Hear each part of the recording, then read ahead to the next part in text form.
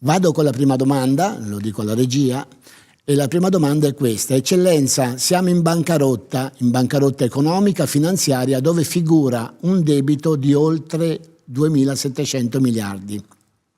A mio avviso non è questo il problema è la bancarotta etica e morale, non soltanto di una classe dirigente, di una classe politica dirigente, ma anche di una buona parte della popolazione.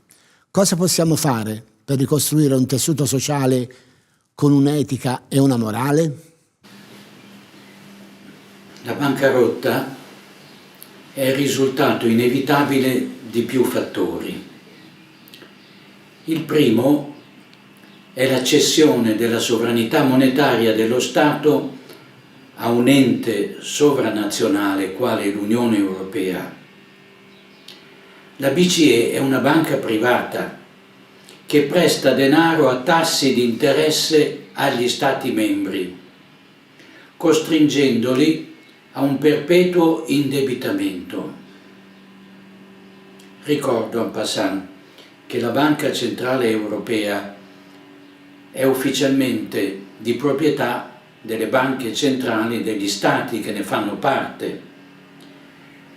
Quindi, dato che le banche centrali sono controllate da società private, la stessa BCE è sostanzialmente una società privata e come tale si comporta, agisce.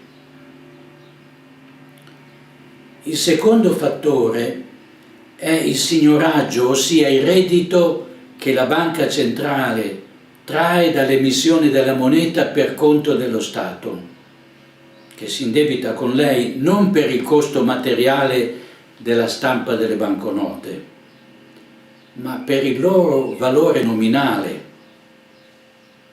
Un furto ai danni della collettività, perché il denaro appartiene ai cittadini e non a un soggetto privato composto da banche private.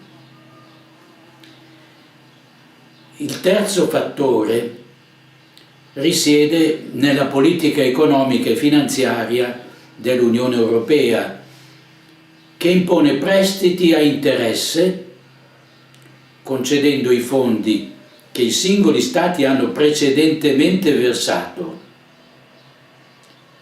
L'Italia, che è un contributore netto, si trova così a dover anticipare miliardi su cui non solo non percepisce interessi, ma che le vengono restituiti a usura come se non fossero suoi.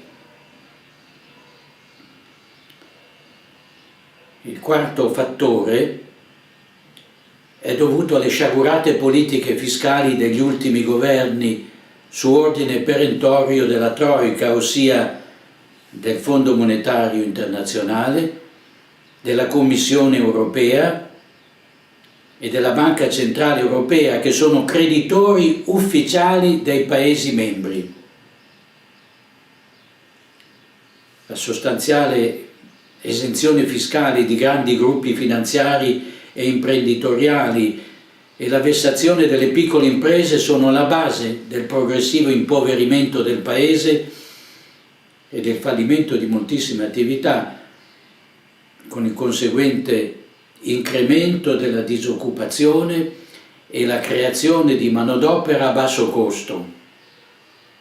E non dimentichiamo che è sempre l'Unione Europea a imporre le cosiddette riforme, con il ricatto dei prestiti ai Paesi membri. Riforme basate su una falsa narrazione. Pensiamo al global warming o alla sovrappopolazione. Parità di genere e altri orrori sono stati introdotti nelle legislazioni nazionali senza alcuna consultazione dei cittadini, anzi, ben sapendo che essi erano contrari. Infine, l'azione eversiva dell'Agenda 2030 dell'ONU, ossia del Great Reset del World Economic Forum. ha come scopo dichiarato il trasferimento delle ricchezze degli stati e dei privati a grandi fondi di investimento gestiti dalla mafia globalista. Questa operazione eversiva deve essere denunciata e perseguita dai magistrati perché costituisce un vero e proprio golpe bianco ai danni della collettività. Vorrei non di meno far notare che l'aspetto economico è solo uno strumento per il raggiungimento di scopi ben più inquietanti, quali il controllo totale della popolazione mondiale e la sua riduzione in schiavitù. Se si privano i cittadini della propria casa, se si impedisce loro la libertà di impresa, se si provoca una disoccupazione endemica e la si accresce con l'immigrazione incontrollata e con emergenze sanitarie, riducendo il costo della manodopera, se si vessano gli italiani con imposte esorbitanti, se si penalizza la famiglia tradizionale, rendendo di fatto impossibile a due giovani di sposarsi e avere figli,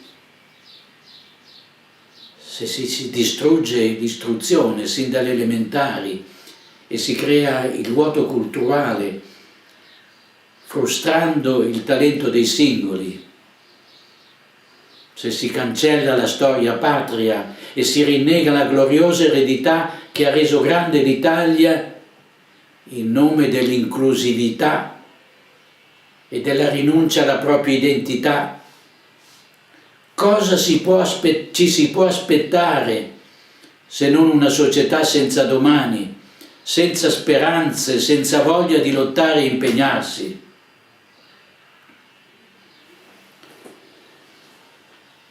Per ricostruire il tessuto sociale è indispensabile anzitutto avere la consapevolezza del colpo di Stato in atto, realizzato con la complicità dei governanti e dell'intera classe politica. Capire di essere stati defraudati dei nostri diritti inalienabili da un'organizzazione criminale internazionale è il primo indispensabile passo da compiere. Una volta compreso questo, specialmente, lo speriamo tutti, da quella parte sana delle istituzioni della magistratura, si potranno processare i traditori che hanno reso possibile questo golpe bianco, bandendoli per sempre dalla scena politica. Ovviamente l'Italia dovrà riappropriarsi della propria sovranità, anzitutto uscendo dall'Unione Europea. In quest'opera di ricostruzione, in cui l'alleanza antiglobalista che da lei auspicata svolgerà un ruolo determinante, a mio avviso, quali saranno le prime azioni, le prime iniziative concrete a cui dar vita? Sarà necessario attuare un progetto lungimirante e di ampio respiro, che abbia come scopo la formazione intellettuale, scientifica, culturale, politica e anche religiosa della futura classe dirigente, dotandola di capacità di giudizio critico e di saldi riferimenti morali.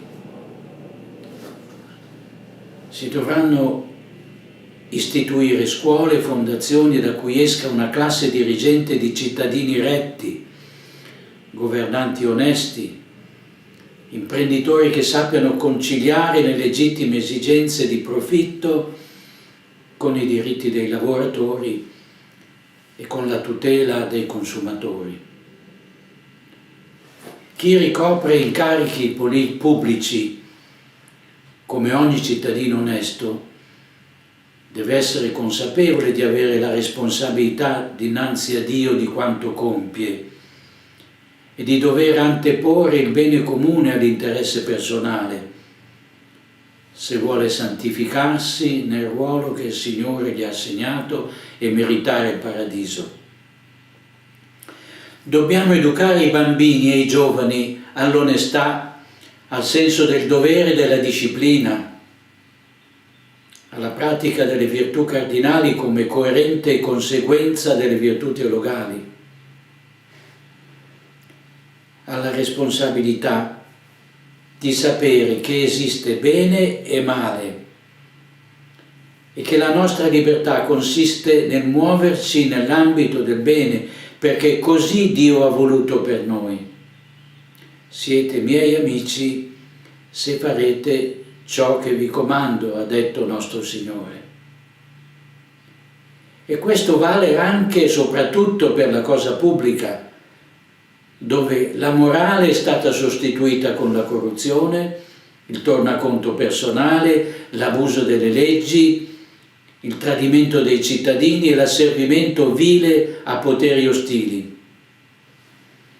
Prendiamo esempio dall'allegoria del buon governo raffigurata da Ambrogio Lorenzetti nelle sale del Palazzo Comunale di Siena.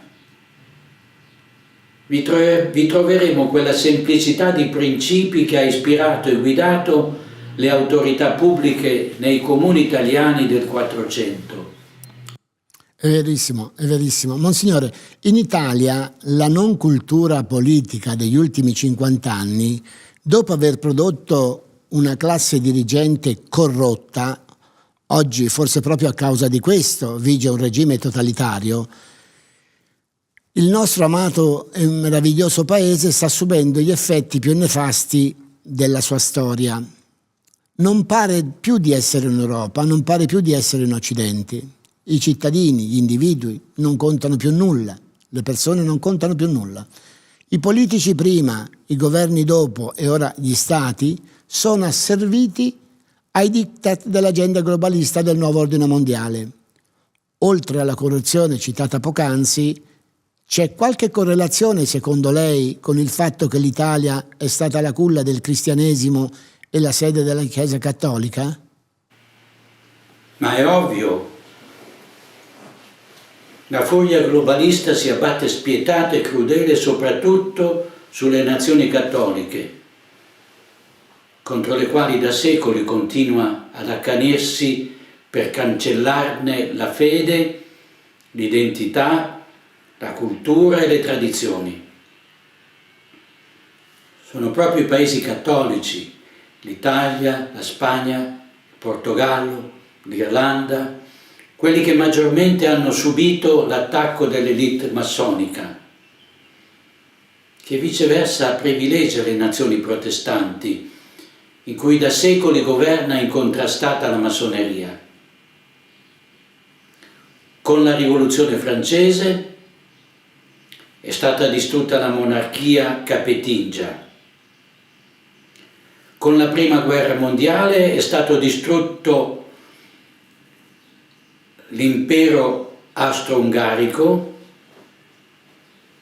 anch'esso cattolico, e l'impero russo, ortodosso. Con la Seconda Guerra Mondiale è stata distrutta la monarchia sabauda, complice del cosiddetto Risorgimento, e poi sua vittima. Il regime change non è una prassi recente, al contrario.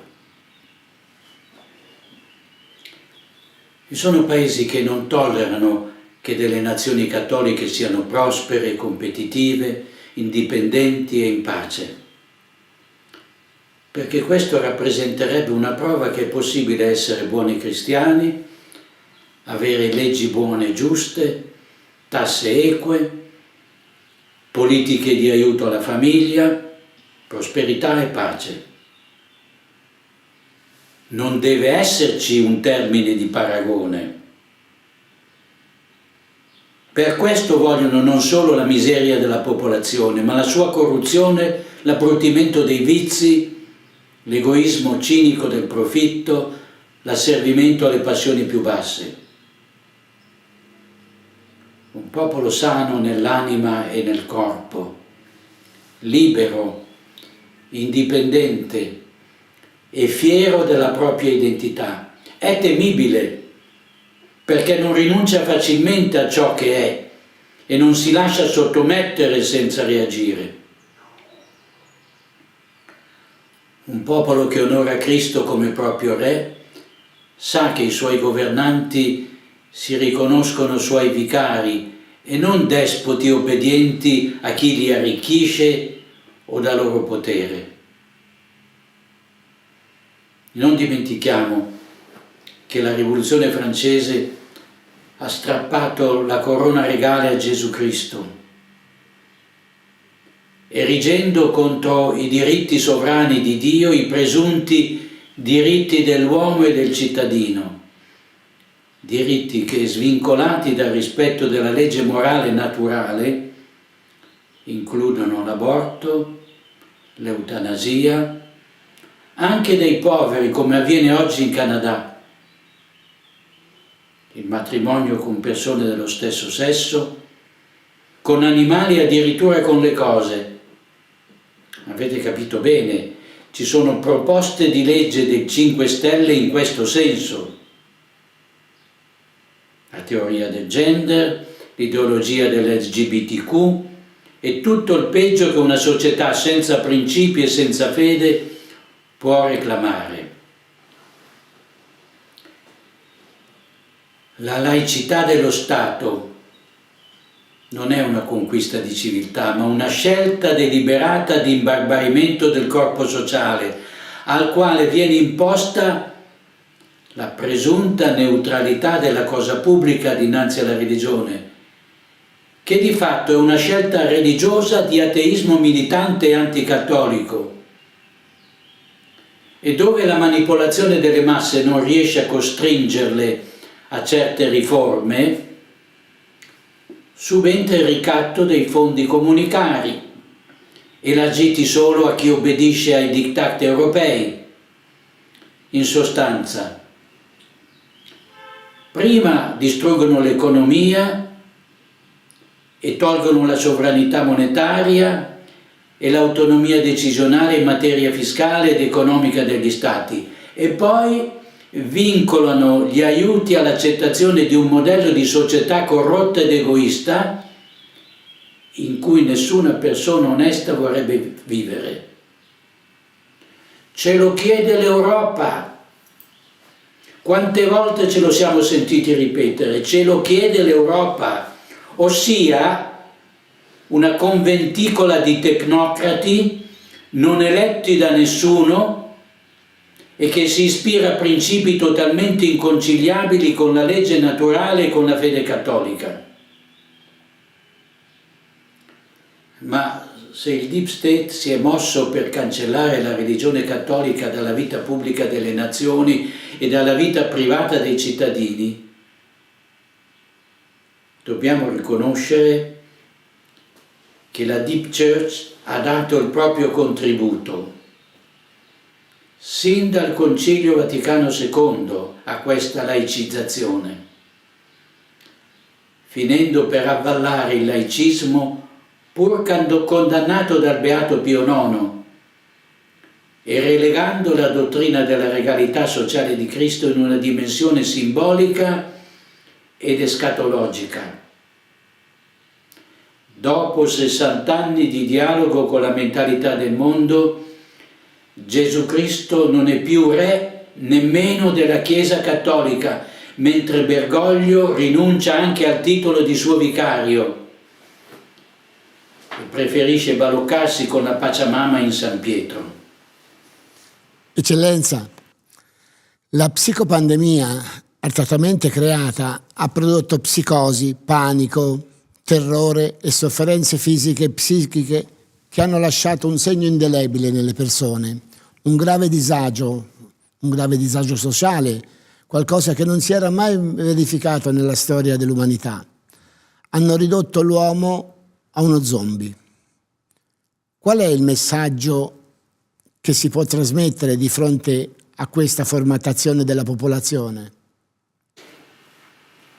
Lei ha usato giustamente il termine formattazione, che in un certo senso richiama appunto il Great Reset inaugurato dalla psicopandemia e che oggi prosegue con l'emergenza bellica e energetica. Dobbiamo chiederci cosa può aver indotto intere nazioni ad apostatare la propria fede, a cancellare senza rimorso la propria identità, a dimenticare le proprie tradizioni, lasciandosi plasmare sul modello del melting pot di matrice anglosassone. Questa domanda vale specialmente per la nostra Italia, sfigurata da decenni di subalternità ideologica, da un lato alla sinistra francese o al comunismo sovietico, dall'altro al liberalismo americano neocon. Oggi vediamo che il comunismo cinese e il liberalismo globalista si sono fusi insieme nel World Economic Forum di Davos, minacciando il mondo intero e il nostro paese in particolare. Certo, la Seconda Guerra Mondiale ha creato le premesse per la colonizzazione dell'Italia, secondo un modello consolidato che vediamo adottato ancora oggi dalla NATO: distruggere, bombardare, radere al suolo vere o presunte dittature per sostituirle con regimi fantoccio, al servizio di interessi stranieri. Ritrovare l'orgoglio di affermare la propria identità e la propria sovranità è un passo imprescindibile per il riscatto dell'Italia e la ricostruzione di tutto quello che è stato distrutto. Ecco perché considero che il modello del multipolarismo sia una prospettiva interessante per combattere il leviatano globalista che oggi ci minaccia in tutti gli aspetti del vivere quotidiano. La sconfitta del Deep State da parte delle forze sane degli Stati Uniti d'America costituirà la premessa per una pacifica convivenza delle nazioni, senza che ve ne sia una che si considera superiore e legittimata a soggiogare le altre. Per questo Donald Trump è stato estromesso con una colossale frode elettorale dalla presidenza degli Stati Uniti, sostituendolo con un personaggio tanto corrotto quanto incapace di governare senza essere manovrato. Eccellenza, parlare di vita e legge naturale significa anche parlare della colonna portante di questa società, la famiglia. A parte il problema demografico, la denatalità, quali sono, secondo lei, le conseguenze della crisi economica della famiglia? La famiglia è certamente al centro dell'attacco dei globalisti.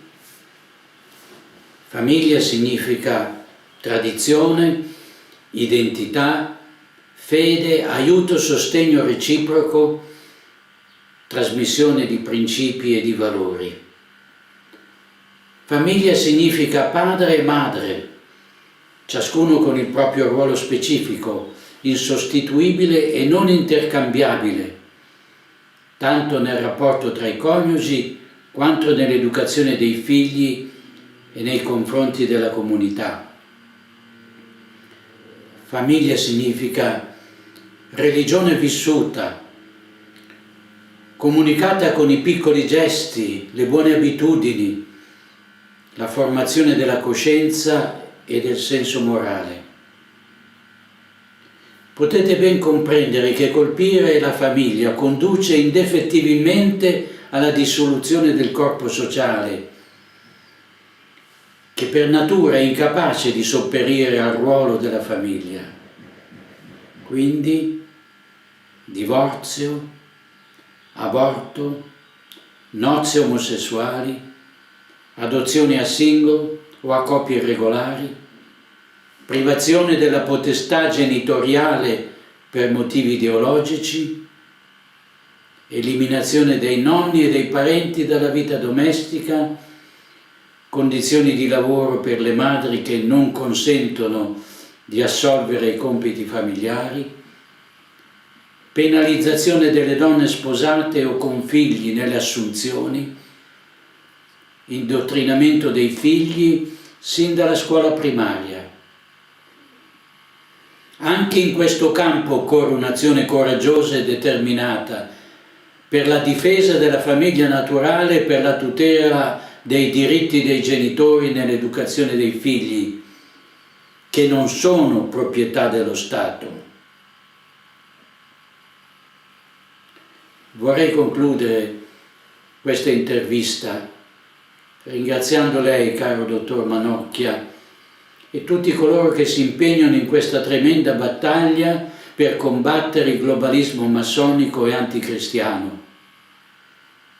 Invito tutti alla preghiera, ritrovando l'orgoglio del nome cristiano e il coraggio di testimoniare la nostra fede in ogni ambito della nostra vita, senza dimenticare che se vogliamo che Cristo regni dobbiamo avere come nostra regina Maria Santissima, Madre di Dio e Madre nostra. Grazie Monsignore, questa è la prima parte, immaginate come possa essere la seconda, che manderemo in onda il prossimo sabato 11 giugno.